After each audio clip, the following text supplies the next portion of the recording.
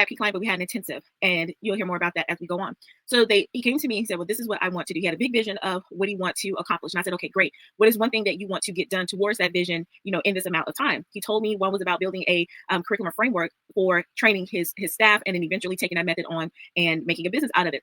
And so I was like, okay, so let's focus. I took what he did, and then I took him through a process so he can essentially brain dump, right? A lot of you are so brilliant. You have a lot in your mind. You just need someone to pull it out, put it on paper, put it in a systematized way, and deliver it back to you. And I am really good at doing that. So I listened to him. I asked him questions to, pull things out of him, and really just exposing him to, the brilliance that was in his mind.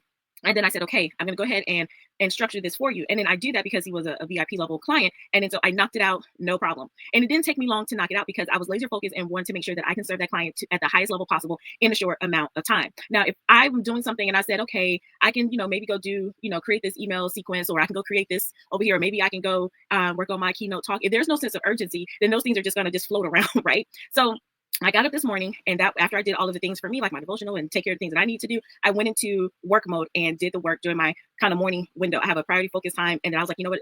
I want to put my clients' needs first because he needed this done ASAP. So I said, okay, I have this block of time, this window. Let me go ahead and do it. And I finished everything in that window a little bit from last night and finished it from this morning. So this is where I talk about mastering your morning routine.